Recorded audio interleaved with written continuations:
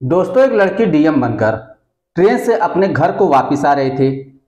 रास्ते में उसके दिमाग में हजार तरह की बातें चल रही थी, जैसे मेरे पिता कैसे होंगे, मेरे गांव वाले कैसे होंगे। और साथ ही साथ ये भी सोच रही थी कि जो उसने संघर्ष करके डीएम की पोस्ट पाई है, उसे कितनी मुसीबतों का सामना करना पड़ा, उसे यहाँ तक पहुँचाने में उसके घर वालों का क्या योगदान रहा। यही सारी बातें सोच रही थी। यही सारी बातें सोचते सोचते उसका स्टेशन आ जाता है और वो अपने स्टेशन पे उतरती है। स्टेशन पे उतरने के बाद मौज मस्ती से वो आगे अपने घर की तरफ बढ़ने लगती है।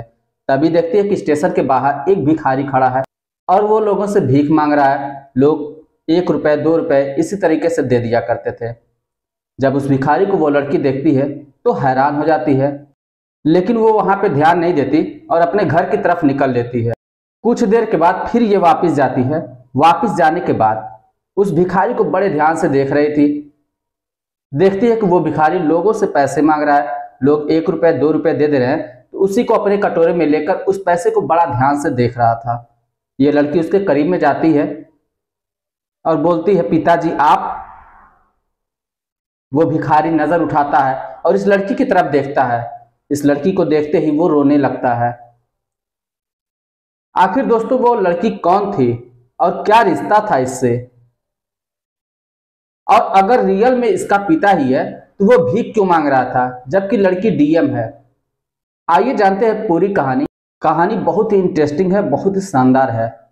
लेकिन हम कहानी में आगे बढ़ने से पहले बस वही छोटी सी रिक्वेस्ट कि आप लोगों ने वीडियो को लाइक नहीं किए हैं तो वीडियो को लाइक कर दीजिए, चैनल को सब्सक्राइब नहीं किए तो सब्सक्राइब कर दीजिए, जिससे हमारा हौसला बढ़ता रहे। दोस्तों, एक छोटा सा गांव होता है। उस गांव में एक परिवार होता है। उस परिवार में केवल 3 ही सदस्य थे। एक लड़की थी और उसके माता पिता थे। केवल 3 ही लोग थे। लड़की का नाम रेखा था। रेखा बचपन से ही पढ़ने लिखने में बहुत तेज थी। वो हमेशा अच्छे नंबरों से पास हुआ करती थी और प्रेजेंट टाइम में वो 10 में पढ़ रही थी। रेखा के जो माता पिता थे वो भट्टे पे काम किया करते थे और मेहनत मजदूरी करके वो अपनी बच्ची को पढ़ाते थे। उन्होंने दूसरा बच्चा इसलिए नहीं किया क्योंकि वो जानते थे कि हम दूसरे बच्चे की बोझ उठा नहीं सकते। वो नहीं चाहते थे कि हमारे बच्चे की तकदीर हमारी तरह हो और वो भी मेहनत मजदूरी करे। वो चाहते थे कि मेरी बिटिया पढ़कर एक अफसर बने। इसलिए वो दिन रात मेहनत करते थे और अपनी लड़की की पढ़ाई में भरपूर ध्यान देते थे और हमेशा उसे प्रोत्साहित किया करते थे कि बेटी तुझे पढ़ लिख कर एक बड़ा आदमी बनना है, एक बड़ा अफसर बनना है और तुम्हें हमारा नाम रोशन करना है। बेटी भी इस बात से मोटिवेट होती रहती थी और वो मेहनत से पढ़ाई करती थी। कुछ समय दोस्तों बीतता है और हाई स्कूल की परीक्षा देती है तो वो अच्छे नंबरों से पास हो जाती है। जब ये बात वो अपने घर पे जाके बताती है तो उसके मम्मी पापा बहुत ज़्यादा खुश होते हैं और कहते हैं, बेटी इसी तरह से लगन से पढ़ाई करो ताकि तुम एक दिन बड़ा अफसर ज़रूर बन सको, और यही हमारा सपना है। दोस्तों, कुछ समय और बीतता है। तब तक अचानक में रेखा की माँ जो होती है उनकी तबीयत खराब हो जाती है। तबीयत खराब होने की वजह से उनको हॉस्पिटल में भर्ती कराया जाता है, लेकिन वो बचते नहीं है, उनका देहांत हो जाता है। अब उसके पिता अकेले रह जाते हैं। लेकिन रेखा की माँ ने मरते समय एक बात कही थी कि देखो, मेरे जाने के बाद मेरी बेटी का ध्यान अच्छी तरीके से रखना, मेरी बेटी को एक बड़ा अधिकारी जरूर बनाना, ये मेरी अंतिम इच्छा है, इसे जरूर पूरा करना। रेखा के पिता अपनी पत्नी से वादा कर लेते हैं और कहते हैं, मैं ऐसा ही करूंगा, तुम बिल्कुल भी चिंता मत करो। और ऐसा ही करते हैं। वो दिन रात मेहनत करके रेखा को पढ़ाते हैं और रेखा से बोलते हैं कि बेटी, ये तुम्हारी माँ की अंतिम इच्छा है, इसे तुम जरूर पूरा करना। जब ये सारी बातें सुनती है रेखा, तो रेखा और भी ज्यादा मन लगाकर पढ़ाई करने लगती है। इस तरीके से करते करते उसका इंटर भी फाइनल हो जाता है। जब इंटर फाइनल हो जाता है तो उसके पिता एक शहर के स्कूल में ले जाके उसका एडमिशन करा देते हैं। चूंकि ग्रेजुएशन की पढ़ाई थी, अब थोड़ा खर्चा भी बढ़ गया था, क्योंकि इसके पहले तो वो सरकारी स्कूल में पढ़ा करती थी जहां केवल कॉपी किताब की व्यवस्था करनी पड़ती थी, बाकी फीस नाम मात्र का रहता था। लेकिन उसके पिता ने हिम्मत नहीं हारी और वो दिन रात मेहनत करने लगे। दिन में वो भट्टे का काम तो करते ही थे, सुबह शाम वो मजदूरी भी कर लिया करते थे ताकि कभी कोई कमी ना आने पाए। और ऐसा ही करते हैं, वो अपनी बेटी को भरपूर व्यवस्था देते हैं ताकि उसकी पढ़ाई में कोई दिक्कत ना आए। रेखा भी दिल लगाकर पढ़ाई करती है और ग्रेजुएशन के साथ साथ वो यूपीएससी की तैयारी करती है, क्योंकि तब तक उसको पता चल चुका होता है कि यूपीएससी अगर क्लियर कर लेती है तो वो डीएम बन जाएगी। तो वो मन लगाकर ग्रेजुएशन की पढ़ाई करती है और यूपीएससी की तैयारी भी करती है। जब उसका ग्रेजुएशन कंप्लीट हो जाता है तो उसके घर वाले वो अपने घर पे आके अपने पिताजी को बताती है। उसके पिताजी बहुत खुश होते हैं और वो अपने गांव वालों को जाके बताते हैं कि मेरी बेटी ग्रेजुएशन कंप्लीट कर ली है। उसके गांव वाले कहते हैं बढ़िया है, तुम्हारी बेटी ग्रेजुएशन कंप्लीट कर ली तो बहुत अच्छी बात है, लेकिन बेटी सियानी हो चुकी है, अब इसकी तुम्हें शादी कर देनी चाहिए। ज्यादा दिन अपनी बिटिया को घर पे नहीं रखना चाहिए, वैसे भी इसकी माँ है नहीं, तुम्हारे ऊपर ही सारी जिम्मेदारी है, कब तक तुम अपनी बिटिया को देखोगे, हर जगह तो तुम अपनी बिटिया के साथ खड़े नहीं रह सकते ना। तो रेखा के पिताजी, जिनका नाम रामकिशन होता है, वो बोलते हैं कि मैं अपनी बिटिया को बड़ा अफसर बनाऊंगा और ये मेरा सपना है, इसे मैं जरूर पूरा करूंगा। इस बात को सुनकर गांव वाले हंसने लगते हैं, कहते देखो कैसा बावला हो गया है, ये अपनी बिटिया को पढ़ाकर अफसर बनाएगा और ये नहीं जानता कि जमाना कितना खराब चल रहा है, कहीं उसने कहीं उल्टा सीधा कदम उठा लिया तो ये कहीं का नहीं रह जाएगा, ना इधर का रहेगा ना उधर का रहेगा। रामकिशन उन लोगों की बातों पर ध्यान नहीं देता है और इस बात को आकर अपनी बेटी से कहता है कि बेटी, एक न एक दिन तुम मेरा नाम रोशन जरूर करना, मेरा यही सपना है, तू इसे जरूर पूरा करना, तेरी माँ की अंतिम भी इच्छा यही थी। जैसे तैसे उसकी ग्रेजुएशन कंप्लीट हो जाती है। जब ग्रेजुएशन कंप्लीट हो जाती है उसके बाद घर पे रेखा बहुत उदास रहने लगी थी। इसी तरीके से जब कुछ दिनों तक उदास रहती है तो उसके पिताजी एक दिन पूछते हैं, बेटी क्या बात है, तुमको मैं कुछ दिनों से देख रहा हूं, तुम काफी उदास रह रही हो, आखिर क्या बात है, तुम बताओ मुझे, मैं तुम्हारा बाप हूं, मुझसे नहीं कहोगी तो कहोगी किससे। रेखा कहती है पिताजी ऐसी कोई बात नहीं है और मैंने एप्लीकेशन भरा है, कोई ना कोई नंबर जरूर निकल आएगा, हो सकता है मैं भी आगे निकल जाऊं। अब इस बात को रामकिशन सुनता है तो कहता है बेटी ये तू कैसी बात कर रही है, मैं सपना देख रहा हूं, मैं बावला बना बैठा हूं, तू अफसर बनेगी और तुम इस तरीके की बात कर रही हो, क्या बात है बेटी मुझे बताओ, मैं तुम्हारा बाप हूं, मुझसे नहीं बताओगे तो किससे बताओगे। ये बात सुनकर रेखा रोने लगती है और कहती है पिताजी इतना मेहनत मजदूरी करके आपने हमें यहाँ तक पढ़ाया, लेकिन इसके बाद जो खर्चा लगेगा वो ज्यादा लगेगा और इसके लिए मुझे शहर जाना पड़ेगा।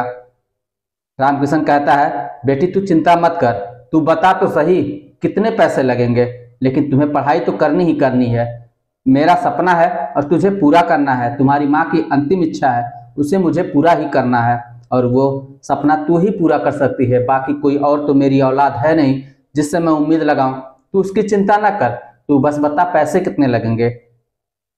रेखा बोलती है पिताजी अभी के लिए मुझे 20,000 चाहिए, वही बहुत है। रामकिशन बोलता है अभी के लिए नहीं, तू पूरी पढ़ाई के लिए बोल, कितने पैसे लगेंगे, मैं पूरे पैसे दूंगा, कहीं ना कहीं से मैं बंदोबस्त कर लूंगा। तो रेखा बोलती है वैसे तो 2 से 2.5 लाख रुपए लगेंगे। रामकिशन बोलता है बेटी तू चिंता मत कर, तू अपना दिल छोटा ना कर, पैसे मैं व्यवस्था करूंगा, लेकिन नाम तुझे रोशन करना है। ये बात सुनकर रेखा के चेहरे पे खिलखिलाहट हो उठती है और वो अपने पिता के गले लग जाती है। 2-4 दिन बीतते हैं तो एक दिन रामकिशन जाता है और उसी गांव में एक जिम्मेदार था। जमींदार से जाके बातें करता है कि मेरा घर आप खरीद लीजिए। चूंकि दोस्तों रामकिशन के पास कोई और जमीन तो थी नहीं, केवल घर ही था, इसलिए वो घर बेचने के लिए चला गया। उसने सोचा कि बिटिया की पढ़ाई में जो भी पैसा लगेगा मैं घर को बेचकर लगा देता हूँ, जब बिटिया अफसर बन जाएगी तो फिर से मैं घर खरीद लूंगा। जमींदार उस घर का 3 लाख रुपए रेट लगाता है। रामकिशन कहता है ठीक है दे दीजिए। जमींदार 3 लाख रुपए देता है, उसमें से 10 लाख रुपए जमींदार को दे देता है और बोलता है कि जब तक मेरी बिटिया पढ़ने के लिए नहीं चली जाती तब तक मैं इसी घर में रहूंगा और मेरी बेटी को पता नहीं चलना चाहिए कि मैंने घर बेच दिया है। जमींदार कहता है ठीक है मैं ऐसा ही करूंगा और वो 10,000 रुपए ले लेता है। अब बचते हैं 2,90,000 रुपए। वो लेकर घर पे आता है और अपनी बेटी को लेकर शहर चला जाता है। शहर जाने के बाद वहां पे अपनी बेटी का खाता खुलवा देता है। खाता खुलवाने के बाद रामकिशन उसके खाते में पूरे पैसे जमा कर देता है। जो पासबुक होता है वो रेखा को दे देता है और बोलता है बेटा जो भी पैसा तूने कहा था उससे ज्यादा ही पैसा इसमें है, तू अपनी जरूरत के हिसाब से निकालती रहना और खर्च करती रहना, लेकिन बेटा एक ध्यान रहे ये मेरी आखिरी उम्मीद है, तू तब तक इस गांव में वापस नहीं आएगी जब तक कोई अफसर नहीं बन जाएगी, क्योंकि गांव वाले हमेशा मजाक उड़ाते रहते हैं और कह रहे हैं कि तुम्हारी बेटियां कहीं ऊंच नीच कर ले, तो क्या होगा, तुम इतना भरोसा करते हो। वो ये कह कर मेरी हंसी उड़ाते हैं। मैं चाहता हूँ उनके मुंह पे तमाचा मारूं। तू मेरा यह सपना जरूर पूरा करना बेटे। इस बात को सुनकर रेखा और मोटिवेट होती है और कहती, पिताजी आप चिंता बिल्कुल भी मत, मैं जा रही हूँ, मैं अफसर बनकर ही वापस आऊंगी, वरना इस गांव में कदम नहीं रखूंगी। अपने पिताजी के पैर छूती है और वो दिल्ली के लिए रवाना हो जाती है। उसके साथ उसके स्कूल की और भी लड़कियां होती हैं जो उसकी सहेलियां होती हैं। उसके साथ वो भी दिल्ली चली जाती हैं यूपीएससी की तैयारी करने के लिए। वहाँ पे एक कोचिंग को ज्वाइन कर लेती हैं और यूपीएससी की तैयारी करने लगती हैं। कुछ समय बीता है, प्री एग्ज़ाम का समय आ जाता है। प्री एग्ज़ाम का जो पेपर होता है उसमें रेखा बहुत दिल लगाकर मेहनत से पेपर देती है, लेकिन उसकी सारी उम्मीदों पे पानी फिर जाती है। जब रिजल्ट आता है तो उसे पता चलता है कि वो प्री एग्ज़ाम ही पास नहीं कर पाई, तो आके जो है इंटरव्यू कैसे देगी।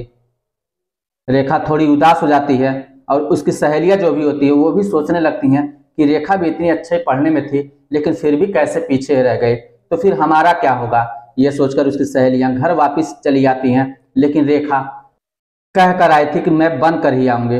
वो फिर से और मेहनत से फिर पढ़ाई करना शुरू करती है, फिर से तैयारी करना शुरू करती है। और दोबारा जब होता है, 2 साल का समय बीतता है, तो वो प्री एग्ज़ाम और इंटरव्यू दोनों क्लियर कर लेती है। जब वो दोनों क्लियर कर लेती है तो वो डीएम बन जाती है। डीएम बनने के बाद फिर वो जल्दबाजी में ट्रेन का रिजर्वेशन टिकट निकालती है और अपने गांव के लिए वापस आ जाती है। वापस आते समय रास्ते में उसके दिमाग में बहुत सारी बातें चल रही थी। उसको अपने पिता की मजबूरियां याद आ रही थी, अपने पिता का मजदूरी करना याद आ रहा था, उसको अपने पिता का मोटिवेट करना याद आ रहा था, उसको गांव याद आ रहा था, उसको अपना परिश्रम याद आ रहा था। इस तरीके से उसके दिमाग में ढेर सारी बातें आ रही थी, ढेर सारी बातें वो सोच रही थी। और सोचते सोचते कब उसका स्टेशन आ जाता है उसे पता भी नहीं चलता। वो ट्रेन से उतरती है, उतरने के बाद मौज मस्ती में फिर अपने घर की तरफ जाने लगती है। जो ही गेट पे निकलती है तो देखती है एक भिखारी खड़ा है और वहां पे भीख मांग रहा है। वो देखकर हैरान होती है कि कुछ भिखारी की शक्ल कुछ जानी पहचानी लग रही थी, लेकिन वो वहां पे ध्यान न देकर आगे बढ़ चलती है और अपने घर पर पहुंचती है। जब घर पर पहुंचती है तो देखती है उसके पिताजी नहीं हैं, घर पे ताला लगा हुआ है। तो उसके बाद गांव गिरोह के लोग से पूछती है तो गांव गिरोह के लोग बताते हैं कि पता नहीं है वो कहाँ पे है। तब फिर रेखा वहां से आंखों में आंसू लिए वापस स्टेशन की तरफ आती है और उसी भिखारी के पास आके खड़ी हो जाती है। जब ध्यान से देखती है तो ये देखती है कि वो भिखारी एक हाथ में कटोरा लिया है और लोगों से भीख मांग रहा है। लोग 1 रुपए 2 रुपए, कोई कोई कुछ भी नहीं देता। जब उसकी कटोरी में पैसे आ जाते हैं तो उस पैसे को बड़ा ध्यान से देखता और एक एक पैसे उठाकर अपने थैली में रखने शुरू कर देता है। इस बात को रेखा बड़ी ध्यान से देखती है और भिखारी के चेहरे की तरफ भी बहुत ध्यान से देखती है। तो वो पहचान जाती है कि ये तो मेरे पिता हैं, इनकी ये हालत कैसे हो गई। वो उस भिखारी के पास आती है और बोलती है, पिताजी आप यहाँ कैसे, आपकी ये हालत कैसे हो गई। वो भिखारी रेखा की तरफ देखता है तो वो भी पहचान जाता है ये तो मेरी बेटी है। जब वो पहचान जाता है कि ये मेरी बेटी है तो वो जोर जोर से रोने लगता है। रेखा उसको संभालती है और पूछती है, पिताजी आपका यह हाल कैसे हो गया, आखिर आप यहाँ पे कैसे आ गए। रेखा अपने पिता को लेकर घर की तरफ आती है और घर पे आने के बाद उसको फिर नहलाती धुलाती है, फिर कपड़े देती है पहनने के लिए। तो उसका बाप कपड़े पहन लेता है। उसके बाद रेखा पूछती है, अब तो बताइए आखिर क्या मामला था। तो रेखा का बाप रामकिशन वो कहने लगता है, बेटा जब मैंने तुझे पढ़ने के लिए भेजा था तो मेरे पास पैसे नहीं थे, मैंने अपने घर को बेच दिया था। उसके बाद मैं अपने ही घर पे किराए पे रह रहा था। जब तक मेरे शरीर में दम था तब तक मैं मेहनत मजदूरी करता था और टाइम टाइम पे भाड़ा दे दिया करता था। लेकिन एक दिन अचानक में मेरे साथ एक दुर्घटना हो गई जिससे मेरे पैर में काफ़ी चोट आ गई। अब मैं मेहनत मजदूरी नहीं कर सकता, इस वजह से मैं भाड़ा नहीं दे पा रहा था। तो जिम्मेदार ने मुझे घर से निकाल दिया, तो मुझे दूसरा कोई रास्ता नहीं सूझा। फिर मैं स्टेशन पे जाकर भीख मांगना शुरू कर दिया। इस बात को सुनकर रेखा रोने लगती है और कहती है, पिताजी आपने इतना बड़ा परिश्रम किया, इतना योगदान मेरे लिए किया, आज ये आपके योगदान का ही नतीजा है मैं आपके सामने डीएम बन के खड़ी हूँ, एक बड़ा अफसर बन के खड़ी हूँ। इस बात को सुनकर रामकिशन और ज़्यादा रोने लगता है और अपनी बेटी को फिर से सीने से लगा लेता है। उसके बाद रेखा के पास जो पैसे बच गए थे उस पैसे से ले जाकर जिम्मेदार को देती है और उस घर का भाड़ा दे देती है। अब फिर बाप बेटी दोनों साथ में उस घर में रहने लगते हैं। कुछ दिनों के बाद रेखा को ट्रेनिंग पे जाना था, तो वो अपने घर पर अपने पिता की देख रेख करने के लिए एक गांव के ही एक व्यक्ति को नौकरी पर रख लेती है और बोलती है मेरे पिता का ध्यान बहुत अच्छी तरीके से रखिएगा। मैं जा रही हूँ, जो भी आपकी तनख्वाह होगी, जो भी आपकी सैलरी होगी मैं भेज दिया करूँगी।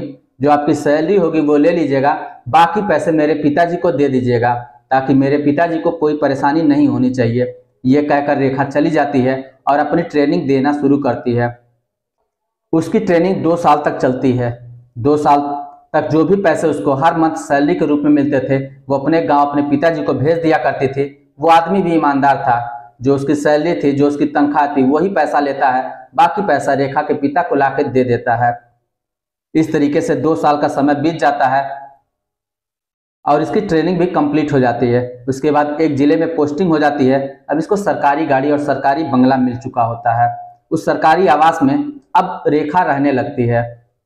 उसके बाद वहां से फिर गांव को वापस आती है और अपने पिताजी को और साथ में उस व्यक्ति को भी लेकर जाती है जिसको इसने नौकरी पर रखा था। इन दोनों लोगों लेकर अपने वहां चली जाती है अपने सरकारी आवास पर और वहीं पे रहने लगते हैं दोनों।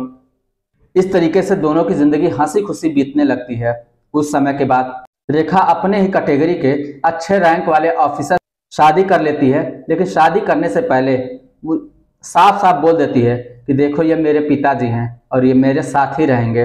पहले तो उसका पति जो होता है वो मना करता है, वो बोलता है नहीं ऐसा नहीं हो सकता, लेकिन जब ये सारी बात रेखा उसको बताती है तो वो उसकी भी आंखों में आंसू आ जाते हैं और बोलता है तुम चिंता बिल्कुल भी मत करो, इनको कोई भी तकलीफ नहीं होगी और ये आराम से जिंदगी व्यतीत करेंगे, मुझे इनसे कोई दिक्कत नहीं है। इस तरीके से दोस्तों एक दुखी परिवार एक सुखी परिवार बन जाता है और अच्छी तरीके से जिंदगी चलनी शुरू हो जाती है।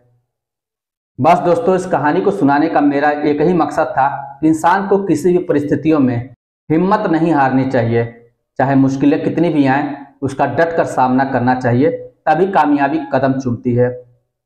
अगर वीडियो थोड़ा सा भी अच्छा लगा हो तो वीडियो को लाइक कर दीजिएगा, चैनल को सब्सक्राइब नहीं किए तो सब्सक्राइब जरूर कर दीजिए। चलिए फिर मिलते हैं नेक्स्ट वीडियो में, तब तक के लिए जय हिंद।